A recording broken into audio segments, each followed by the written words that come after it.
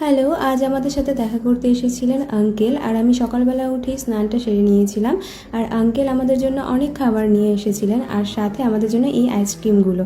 আর ice cream পেয়ে সবাই কত খুশি সেটা দেখো। আর খেতে খেতে আমরা অনেক গল্প করি আঙ্কেলের সাথে। ওর আঙ্কেল আমাদের গার্জিয়ান হিসেবে ফ্ল্যাটের দাদাটার সাথে কথা বলছিলেন। এরপর আমাদের লাঞ্চের সময় হয়ে যায়। এবার আমরা চলে যাই লাঞ্চ করতে। আর আমাদের আজকে লাঞ্চে ছিল ডাল ভাত, লেবু, একটা সবজি আর ডিম।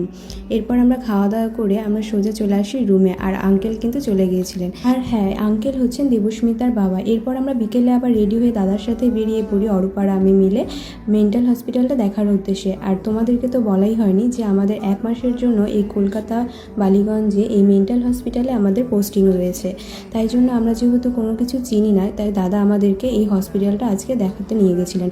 আর এখানে দাদা বলছিলেন যে আরও একটা রুট রয়েছে। এরপর আমরা বাজার কেনাকাটা করতে যাই, যেমন কিছু সবজি বাজার, এমন কিছু মুদিখানা বাজার করে আমরা সোজা চলে আসি রুমে এসে আমরা হিসাবপত্রটা করে নিয়ে এরপর আমরা সোজা কিন্তু ডিনার করতে চলে যাই। ডিনারে আজকে ছিল রুটি, আলু ভাজার, বাঁধাকপি। আর আজকে তানিয়ার মা বাবা এসেছিলেন, সাথে নিয়েছিলেন চিকেন। সো আজকের মতো বাই।